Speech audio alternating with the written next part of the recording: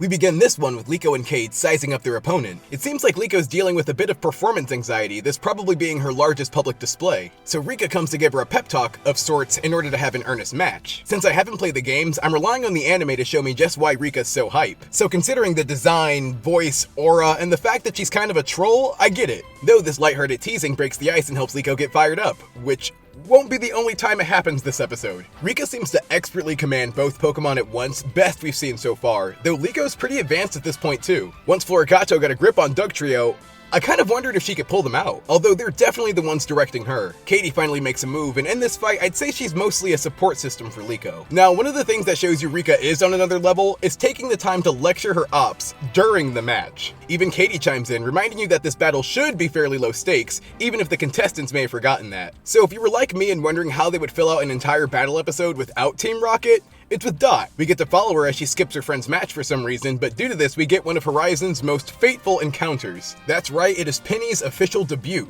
Soft-spoken, yet blunt, and in a twist, she has Terapagos. I swear this turtle is omnipresent. Dot's like, hey, can I get that back? Penny's just like, no, I better hold on to it. This brief exchange tells you so much about the character though. Chill, direct, and the trolling doesn't stop with Rika. It's a great official entrance, and her and Dot really are such a fitting pair. Both a bit cynical, but charming nonetheless. It also turns out that Button's been doing some inspection on the Explorers herself. She's pretty observant herself, noticing that Miss Chouse isn't on the roster.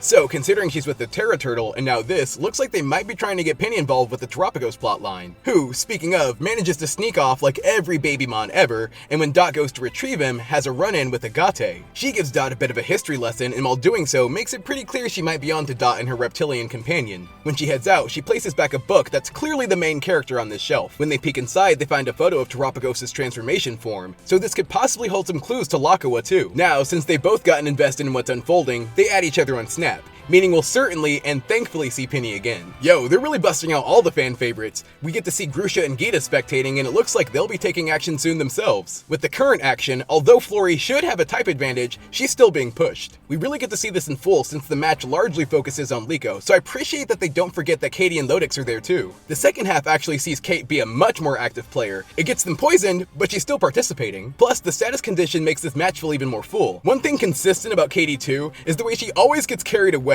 Love it. Kate's just incapable of holding back. She was going in for the kill, and probably wouldn't have stopped if not for getting taken out by that poison. Now, with her out of the ring, it quickly becomes Liko versus Rika one-on-one, which I bet is what a lot of fans wanted since that's what was largely advertised. This match is neat too, getting to see the different fighting styles. The quick and nimble Florigato versus the hulking Clodsire. I gotta say, I really appreciate Liko as a character. People have said this series isn't as battle-focused. True. However, we've got to see Liko come to really enjoy battling, which I think is neat.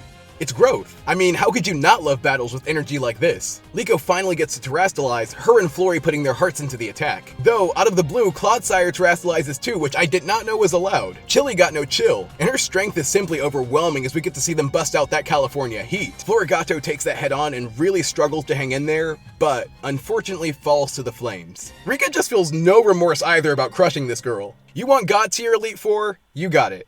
It seemed like Liko accepted the loss, but for the first time, we actually see her cry. I totally get that too in the sense of all the emotional buildup, and I actually wish they would have lingered on this a bit longer. You know, losing at something she's come to love? That's gotta hurt. Like, this match maybe didn't have the best animation ever or anything, but it had a lot of weight. Contrary to what I just said, I think this does show a lot of emotional strength, picking herself up from this test and dusting Clodsire's mud off, which I'm sure is much easier with her buddies with her. Later on, she even gets a bit of a pep talk from Grusha and Gita, showing some more Horizon strength and foreshadowing. All the support and mentorship Liko's received this episode makes them all feel a lot more like real kids than in previous series, which how much you enjoy that I think just comes down to preference. As for Dot, she's been enjoying this book, and even shows it off to Liko and Roy, who also take an interest. Seems like this book could hold some clues into the mystery of Terapagos. Man, I hope this match satisfied the masses because I definitely was. Now, I'll admit, I'm easy to please, but I saw some people that felt like the E4 has been downplayed recently. Not here though. Rika takes out both low kicks and Florigato without dropping once. Rika is as fiery and as domineering as any Elite Four member should be. The stuff with Dot and Penny was nice too.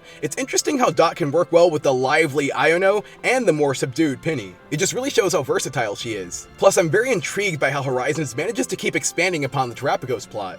Overall, this match wasn't as flashy or boisterous as the ones that came before it, but it had the most heart. Feeling generous and genuinely loving this run of Horizons, giving another A.